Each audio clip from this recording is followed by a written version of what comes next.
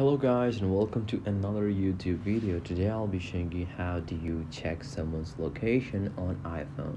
So without further ado, let's jump right into it. On iPhone, the most obvious way to check someone's location is done through the Find My application. Now here you can know where your devices are. You can add air tags on your items and you can locate them.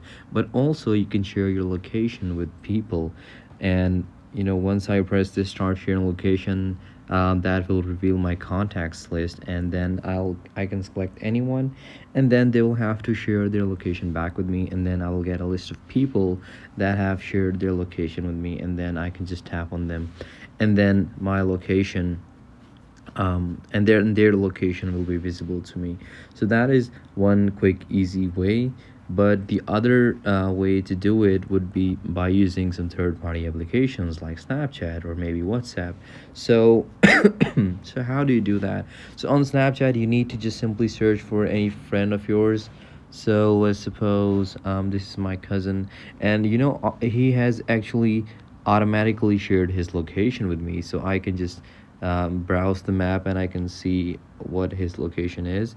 But other than that, you can always press share my location, share my live location, and then you can request for the location here as well. Similarly on WhatsApp, you can go inside any chat of a friend, and then you can just send your location or ask them to send their location. So that is how you can get to know their location. So most of these ways are voluntary ways, like they would have to allow you to see your location, because privacy and data is something that is really important nowadays, and all of this stuff is necessary. The only way for you to be able to see their location without them knowing is that they have their location on publicly, and then or that they have allowed you already.